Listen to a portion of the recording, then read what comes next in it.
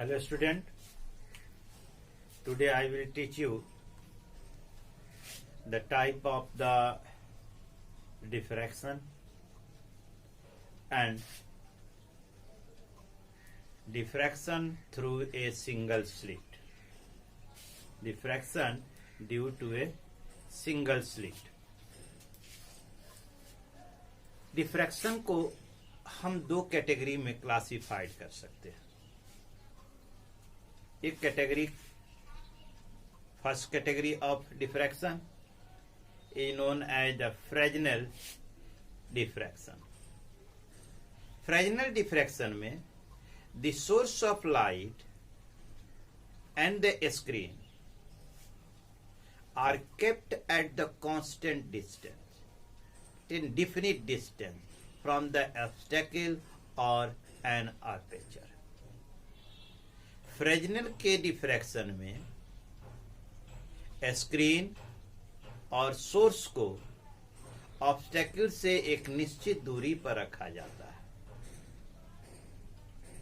तो इसमें हमें जो डिफ्रैक्शन पैटर्न मिलता है स्क्रीन पर, उसके लिए हमें अलग से कन्वर्जिंग लेंस की आवश्यकता नहीं पड़ती.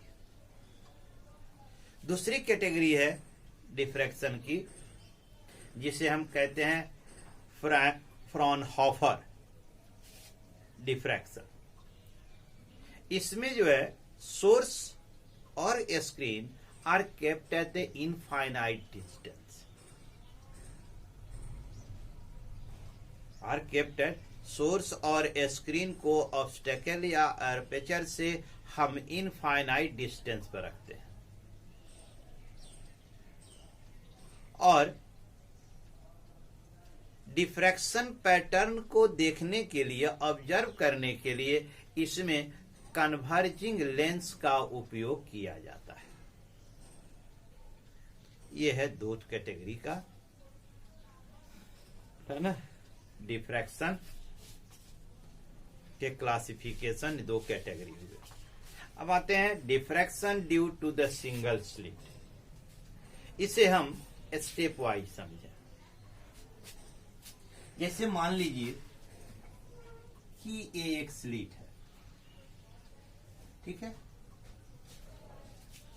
इसके सामने एक स्क्रीन है. इधर से पैरेलल बीम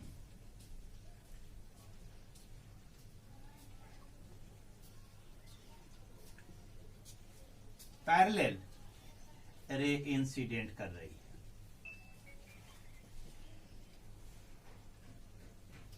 क्लियर? तो यहां इस क्षेत्र में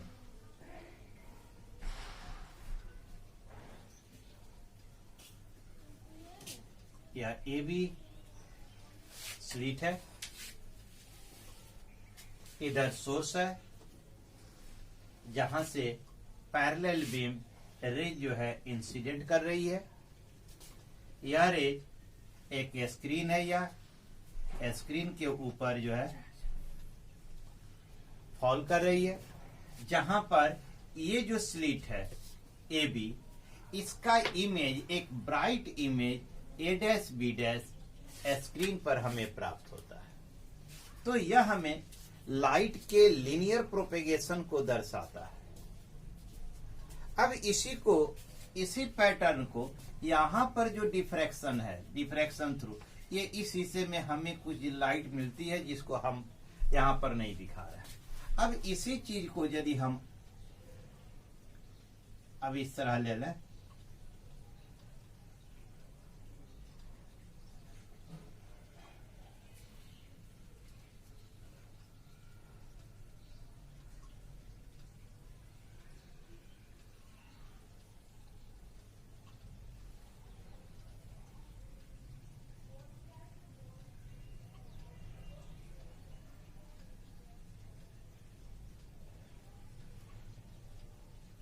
क्लियर? देखें, ये ए बी स्लिट है, ठीक है, ये स्क्रीन है. ये जो है, अभी इसको यदि हम ध्यान से देखें, AB slit है, the parallel beam is coming incident on a converging lens.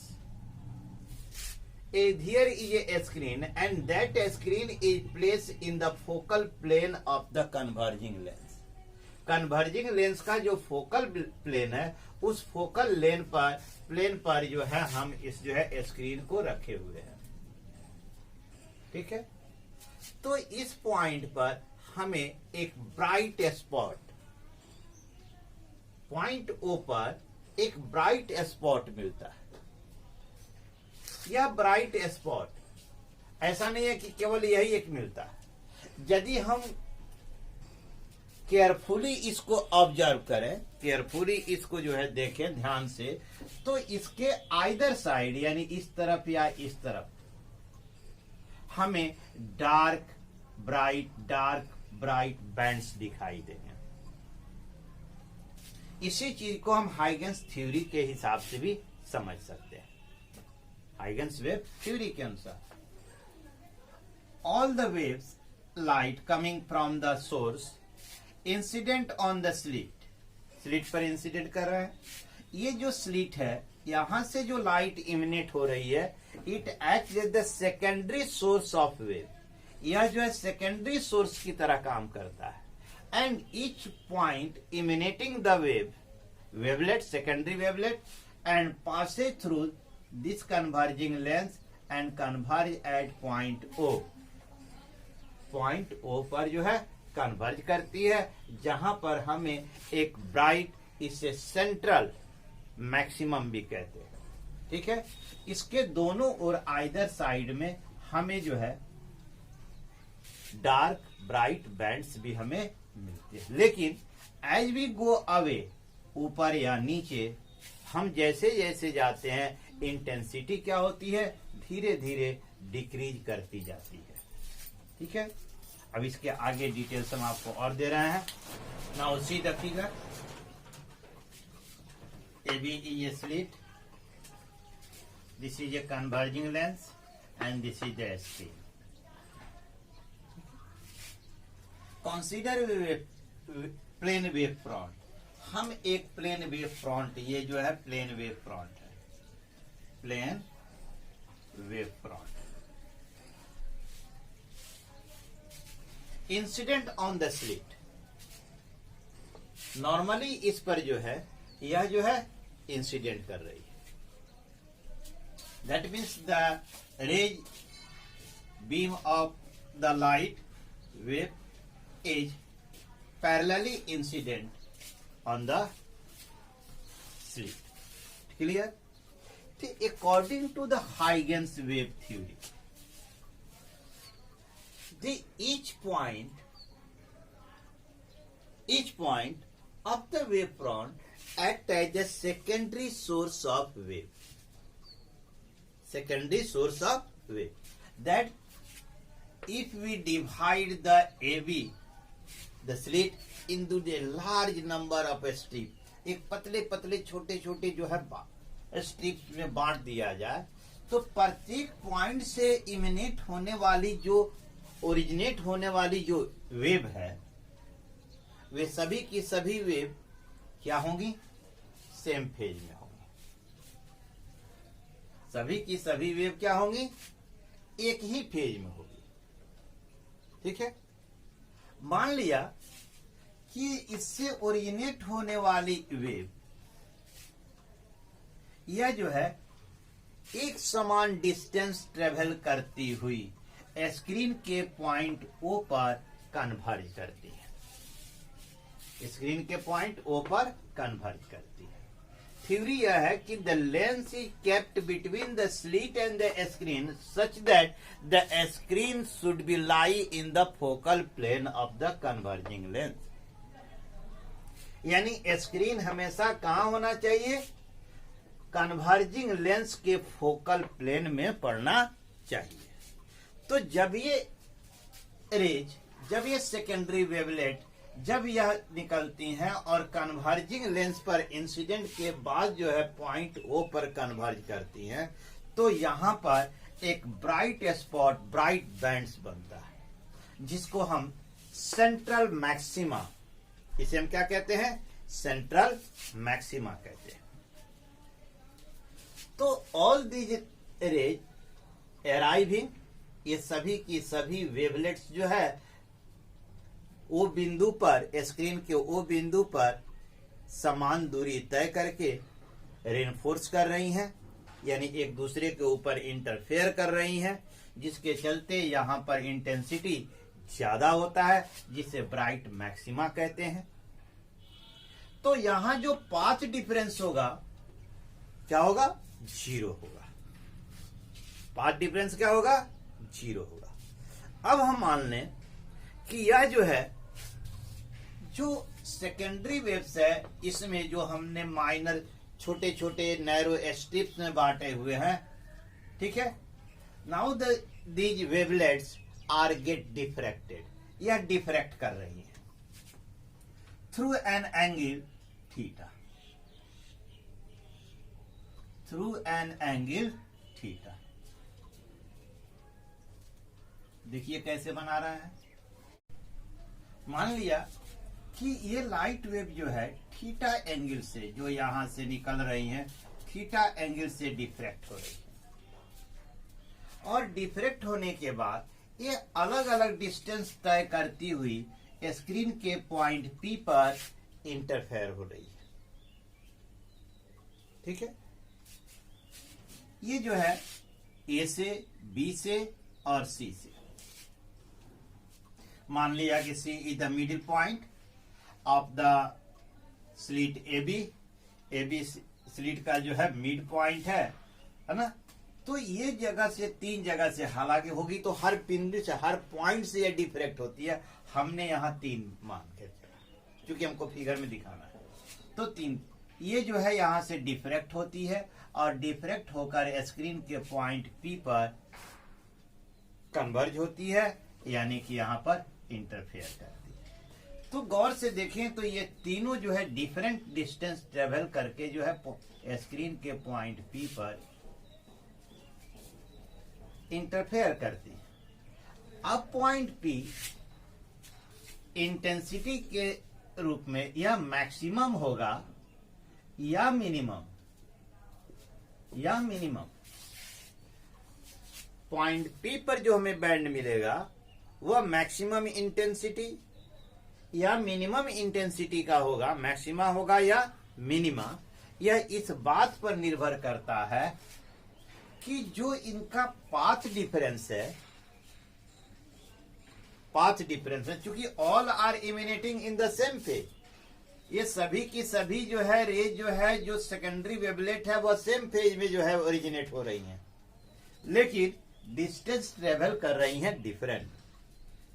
तो इस यह मैक्सिमम होगा या मिनिमम इस बात पर निर्भर करता है कि इनका जो पाथ डिफरेंस है वह λ/2 का इवन मल्टीपुल है या ऑड मल्टीपुल है, ठीक है। तो सबसे पहले हम पाथ डिफरेंस निकालें।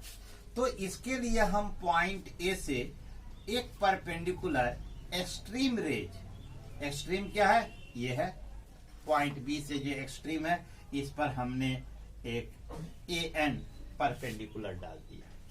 अब AN से इधर जितनी भी रेज है ये सभी जो है सेम डिस्टेंस ट्रेवल कर रही है। तो डिफरेंस कितना का हुआ एक्सट्रीम रेज का? ये हुआ BN, ठीक है। तो path difference of extreme rays, जो सबसे किनारे वाला है, उसका जो है पाथ डिफरेंस कितना है? BN है, ठीक है। तो यह एंगल बाय ज्योमेट्री यह भी थीटा होगा। तब उस हिसाब से हमने AB स्लिट की जो चौड़ाई है मान लिया है कि D है, स्लिट से स्क्रीन की दूरी कैपिटल D है, A स्मॉल d है। तब BN बराबर, ये ट्रायंगल हो गया आपका कितना, कौन सा? ANB, ANB, यह राइट एंगल ट्रायंगल हुआ। तब साइन थीटा बराबर हो गया BN बटा AB, इसलिए BN बराबर AB sine theta. A B कितना है, डी माने स्मॉल डी, तो बी एन बराबर d sine theta.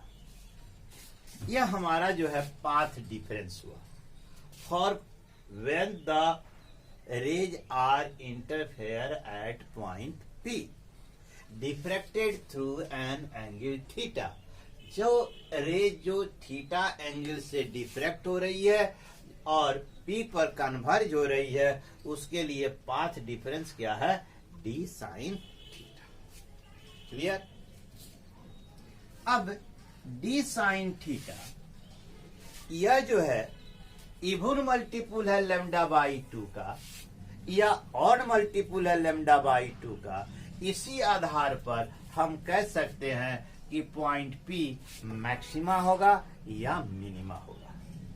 It clear. जैसा कि हमने देखा कि path difference B N equal to d sine theta. ठीक है, क्योंकि थीटा बहुत स्मॉल एंगल है तो यह लगभग साइन थीटा लगभग हो जाएगा थीटा के, तब हम लिख सकते हैं B N equal to d theta. Clear. अब आए, हमने कहा कि diffracted through the angle theta, यह मैक्सिमा और मिनिमा होने के लिए। ठीक है, मान लीजिए कि यह पॉइंट पी पर कन्वर्ज करती है, तो इनका मैक्सिमा और मिनिमा होने के लिए तो मान लीजिए कि डी एन बराबर डी साइन थीटा बराबर लेमडा बराबर 1 वेवलेंथ। ठीक है, तब इस स्लिट को 2 बराबर भागों में बांट दिया, AC बराबर CB। ठीक है, AC बराबर CB। क्लियर। अब हम देखें तो A और C से ओरिजिनेट होने वाली, A और C से ओरिजिनेट होने वाली जो सेकेंडरी वेवलेट होगी, जो P पर पहुंचेगी, इसका पाथ डिफरेंस कितना होगा, लेमडा बाई। पाथ डिफरेंस कितना होगा, लेमडा बाई 2। यदि पाथ डिफरेंस लेमडा बाई 2 है, क्योंकि यहां पर हमने कहा कि they are originating in the same phase, लेकिन they are interfering at point P in not in same phase, तब फेज डिफरेंस यहां आकर क्या होगा, फेज बराबर हम जानते हैं फेज बराबर होता है 2 pi by lambda into path difference, तो path difference lambda by 2, lambda cancel 2 cancel बराबर पाई। तब इनका फेज डिफरेंस जो ए और सी से इमिनेट हो रही है, जो सेकेंडरी वेवलेट पी पर जो इंटरफेयर कर रही है, वह का फेज डिफरेंस कितना है, pi. That means they are out of phase, यानी ऐसी स्थिति में डिस्ट्रक्टिव है ना, क्या होता है, डिस्ट्रक्टिव इंटरफेरेंस होता है। तो जो यहां पर इंटेंसिटी होगी वह क्या होगी, मिनिमम होगी। क्लियर। अब यदि इसी प्रकार हम C और B से इमिनेट होने वाली जो ओरिजिनेट वाली सेकेंडरी वेवलेट है, वे आपको P पर जाकर कन्वर्ज होगी। तो चूंकि यह भी कितना पाथ डिफरेंस है इनका, लेमडा बाई 2, चूंकि हमने इसको 2 इक्वल हाफ में बांट दिया है, तो लेमडा बाई 2। ठीक है, तो लेमडा बाई 2, तो यहां पर जो इंटरफेयर कर रही हैं सी और बी से निकलने वाली वेवलेट, तो उनका फेज क्या होगा, सेम होगा, यानी pi. That is the destructive interference, यानी फेज कितना आया, पाई आउट ऑफ फेज।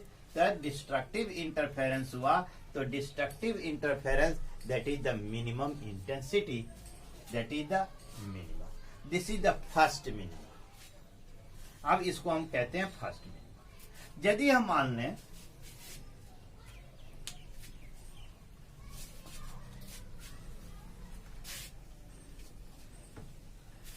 मान लें कि बी एन बराबर डी साइन थीटा बराबर 2 लेमडा, यानी 2 वेवलेंथ के बराबर है। It clear? 2 वेवलेंथ। तब ए बी स्लिट को, ए और बी को 4 बराबर भागों में बांट देते हैं। यहां हमने 3 दिखाया है, 4 बराबर भागों में बांट देते हैं। सपोज दैट, देख लीजिए,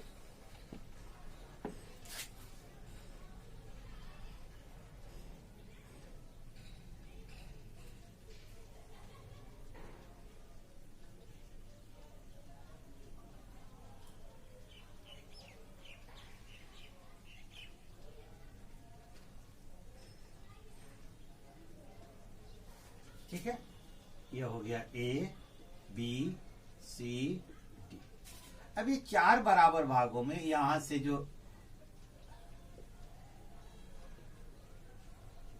ये डिफरेक्ट हो रही है, क्लियर? तो ये जो पाथ डिफरेंस है, एक्सट्रीम रेंज है एन, या पाथ डिफरेंस कितने का है? 2 लेमडा का। क्लियर? इसे हम 4 भागों में बांट दिए तो 2 lambda by 4 equal to lambda by 2, यानी ईच कितना हो गया? Lambda by 2। ये भी कितना हो गया? Lambda by 2। ये भी कितना हो गया? Lambda by 2। यानी प्रत्येक भाग कितना का हुआ? 1 2 3 4। ठीक है ना? तो 4 भागों में हमने बांट दिया।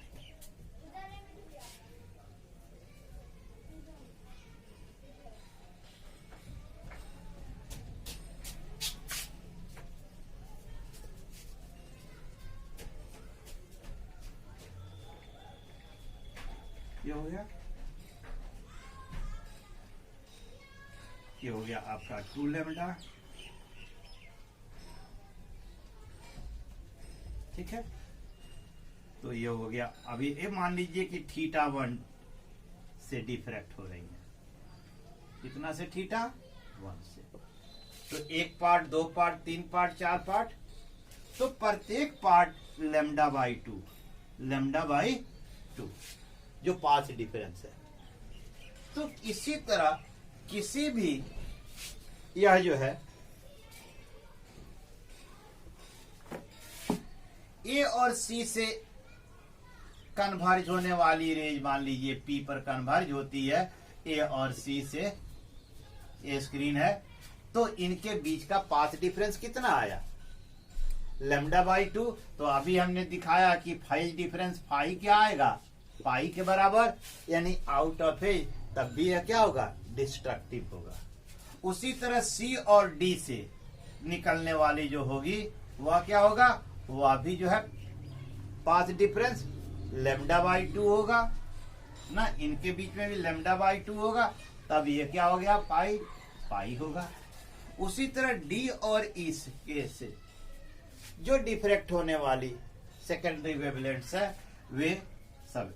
तो इसका अर्थ है कि B N equal to d sine theta 1 बराबर 2 लेमडा यदि हम मान लें, तो ऐसी स्थिति में ये फेज डिफरेंस हमेशा क्या आएगा? पाई। क्लियर? इसे स्लिट को 4 बराबर भागों में हमने बांट दिया। तब ये पी पर कन्वर्ज होने वाली ये सारी क्या होंगी? डिस्ट्रक्टिव इंटरफेरेंस होगा, और यह हमें क्या मिलेगा? मिनिमम इंटेंसिटी, यानी यह हमारा सेकंड मिनिमा है। क्या है? Second minima. इसी तरह हम आगे बढ़ते चले जाए, 2 लेमडा माना, 4 लेमडा माने, इसी तरह हम आगे बढ़ते चले जाए, तब बी एन बराबर डी साइन थीटा एन हो, तब अभी हमने कहा क्या होना चाहिए? Even multiple of the lambda by 2। तो यह ना फेज डिफरेंस हमारा क्या होना चाहिए? Even multiple of the lambda by 2 for the minima. Minima होने के लिए क्या होना चाहिए? लेमडा बाई 2, यानी 2n लेमडा बाई 2 हो गया। 2 2 कैंसिल हो गया, तो पाथ डिफरेंस हमारा कितना आया, n लैम्डा। It clear?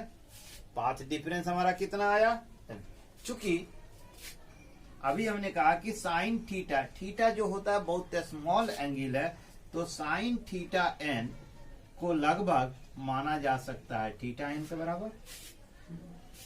तब हम लिख सकते हैं थीटा n बराबर n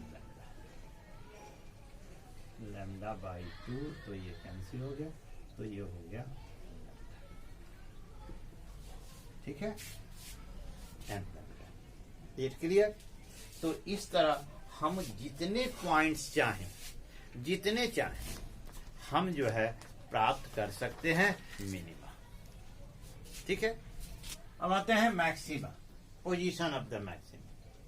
तो जिस तरह हमने कहा मिनिमा के लिए क्या है, path difference should be even multiple of the, क्या चीज होना चाहिए, lambda by. Path difference should be even multiple of lambda by 2।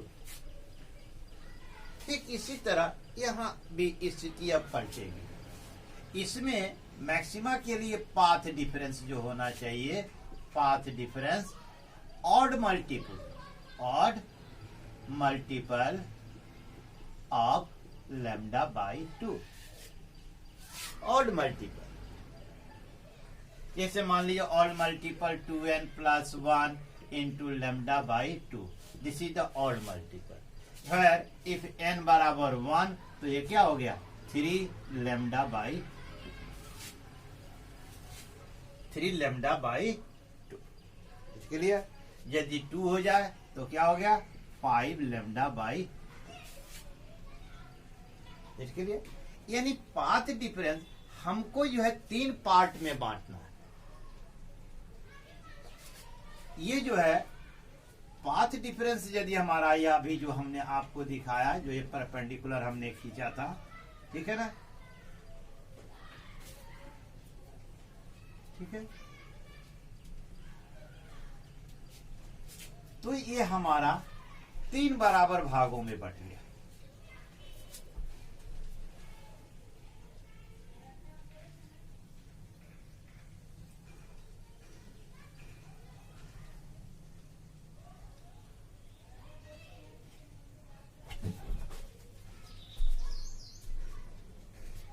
ये मान लीजिए थीटा 2 है, डिफ्रैक्टेड बाई थीटा 2, ये अभी थीटा 2 होगा।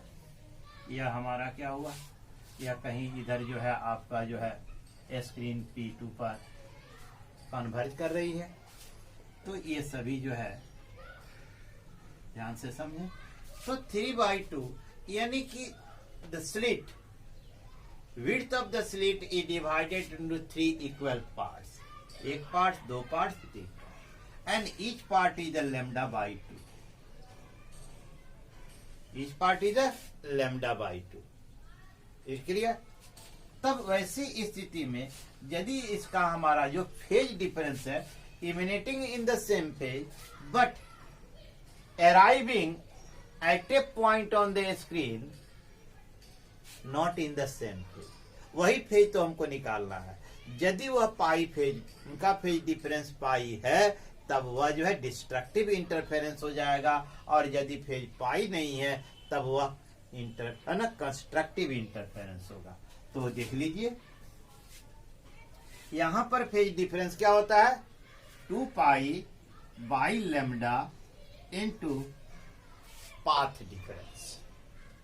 पाथ डिफरेंस यहां क्या है, 3 lambda by 2, lambda lambda cancel, cut गया, तो ये क्या हो गया, 3 पाई, यानी they are in phase 3 pi.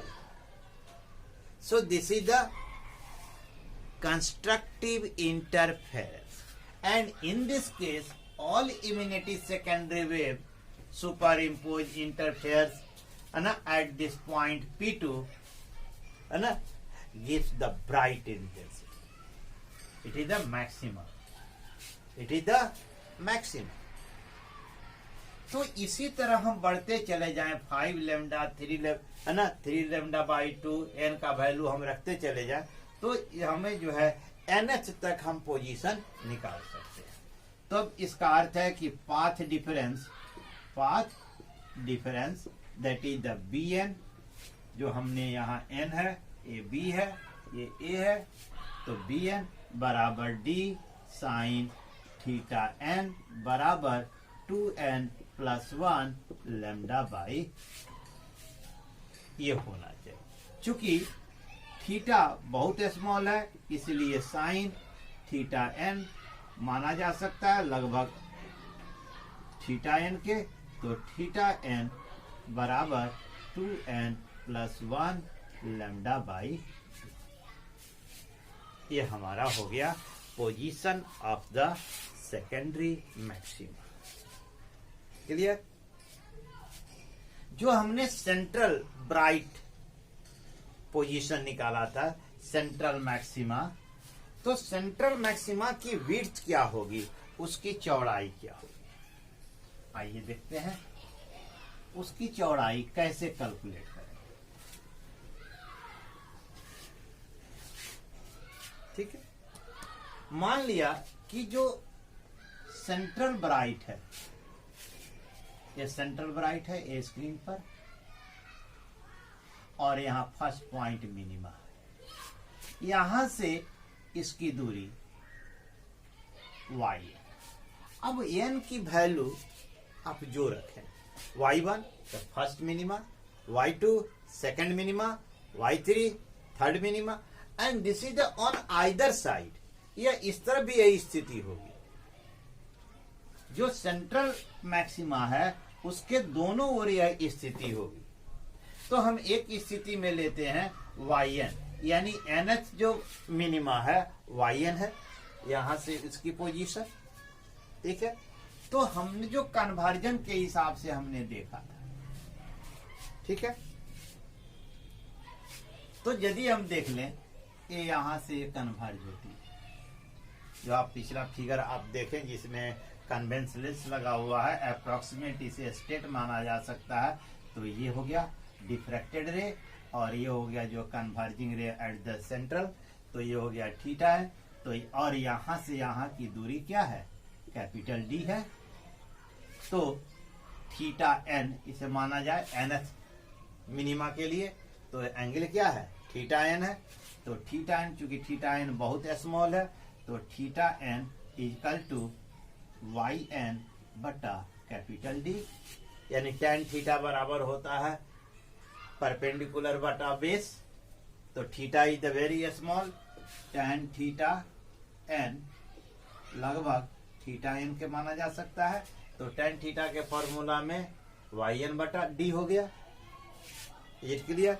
और पहले हमने मान चुका है theta n equal to n lambda बटा D, तो पीछे छूट गया है, ध्यान दीजिएगा, n लैम्डा बटा D, ठीक है। जैसे पाथ डिफरेंस यहाँ हमने निकाला था ना, थीटा n एन ई डी थीटा n बराबर n लैम्डा, इसलिए थीटा n बराबर n लैम्डा बटा D, ये था फर्स्ट मिनिमा के लिए। उसी तरह थीटा n बराबर 2n प्लस 1 लैम्डा बटा D, लैम्डा बाई 2D, ये फर्स्ट मैक्सिमा के लिए। ये डिवाइड बाय D पीछे छूट गया था, करेक्ट योर सेल्फ, ठीक है। हम इसको लिख ही देते हैं, ये था आपका D sine theta n equal to n lambda, इसलिए चूंकि sine theta n is approximate to theta n, इसलिए D थीटा है ना n बराबर n लैम्डा। फिर जैसे हमने मिनिमा के लिए पीछे बताया था, यह डिवाइड बाय D छूट गया था अनफॉर्चुनेटली, तो यहाँ उसी को हम यहाँ रिपीट कर दिए हैं, D साइन थीटा बराबर n lambda, sine theta n लगभग थीटा n के बराबर हो, तो थीटा एन बराबर एन लेमडा बटा डी, डी से यह डिवाइड हो गया। ठीक उसी तरह D sine theta N for maxima के लिए हमने लिखा था 2n + 1 इंटू लेमडा बाई 2, तो theta N sine theta N यह लगभग बहुत छोटा होता है, तो थीटा एन के बराबर हो जाएगा। तो डी थीटा एन बराबर हो गया 2n +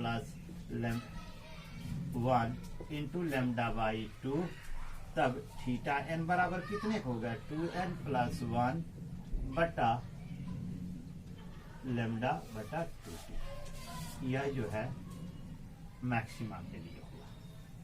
क्लियर? तो ठीक वही चीज यहां पर है, जैसे थीटा एन मिनिमा के लिए हमने पढ़ा एन लेमडा बटा टी। It clear?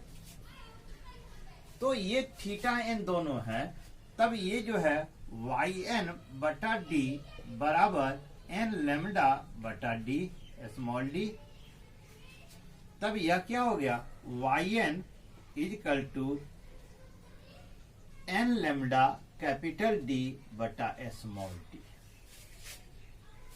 ठीक है, यह nth पोजीशन। तो n, तो इसी तरह उसके प्रीवियस वाला वाई एन माइनस 1 सिमिलरली क्या हो गया n माइनस 1 लेमडा डी बटा टी। तो विड्थ ऑफ है ना, तो विड्थ क्या होगा, उसकी चौड़ाई क्या होगी। ठीक है, तो चौड़ाई जो होगी मिनिमा की, जो विड्थ होगी वह जो है Y N minus Y, width को हम बीटा से डिनोट करते हैं, Y N minus Y N minus 1 बराबर हो गया एन लेमडा डी बटा small D minus N minus 1 lambda D बटा डी। तो ये क्या आएगा आपका N lambda D, N lambda D cancel हो जाएगा, बचेगा प्लस लेमडा डी, तो लेमडा डी बटा डी, यानी बीटा बराबर क्या आया लेमडा डी बटा डी। It clear? अब हमें निकालना है width of the central maxima, यानी बीटा ली naught, width of the central maxima. तो width of the central maxima को हमको ज्ञात कर रहा है, तो width of the central maxima is the distance between the first secondary minimum on either side of the point O. यह जो है सेकेंडरी है, तो इधर जो है फर्स्ट मिनिमा हुआ, इधर भी फर्स्ट मिनिमा, तो डिस्टेंस बिटवीन, अभी इन दोनों के बीच का जो डिस्टेंस होगा वह जो है सेकेंडरी का सेंट्रल का विड्थ होगा। तो यानी दोनों का विड्थ का ट्वाइस हो गया, तब beta not equal to twice of lambda D बटा, ये हो गया सेंट्रल ब्राइट फ्रिंज का, ये सेंट्रल ब्राइट बैंड का विड्थ हो गया।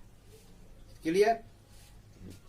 2 लेमडा डी, यानी 2 बार इसका और इसका जोड़ दें, इसका विड्थ तो ये दोनों के विड्थ के इसके बराबर सेंट्रल ब्राइट फ्रिंज के विड्थ के बराबर होगा। ये क्लियर? अब जरा गौर से देखें, ये जो है यदि कैपिटल डी और स्मॉल डी कांस्टेंट हो, तो बीटा जो है किसके प्रोपोर्शन में होता है लेमडा।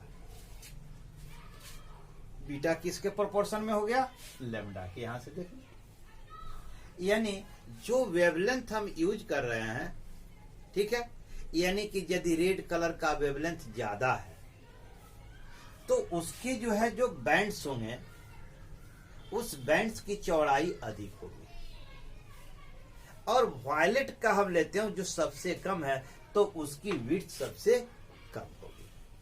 ठीक है, उसी तरह यदि ये और ये कांस्टेंट है तो beta is proportional to capital D, यानी larger the distance between the screen and the slit we get the broader wider bands, हम उसमें जो है वाइडर बैंड्स प्राप्त करते हैं। ठीक है, उसी तरह beta is inversely proportional to a small D. ठीक है, यहां से देखें बीटा यदि ये दोनों कांस्टेंट हो जाएं तो beta inversely proportional to a small D, यानी स्लिट की जो चौड़ाई है स्लिट की वह जितना ही कम होगा विड्थ ऑफ द फ्रिंज उतना ही ज्यादा होगा, और ये जितना ज्यादा होगा यानी कि स्लिट का चौड़ाई जितनी अधिक होगी यह जो है कम होगा। That's all. This is the diffraction due to the single slit or the finding the position of the secondary maxima minima width of the secondary maxima and central maxima। और फर्स्ट मिनिमा के लिए formula आपका ये है, the path difference should be the even multiple of lambda by 2 यानी d sin lambda by 2, तो ये होना चाहिए। Is it clear? No doubt. Thanks.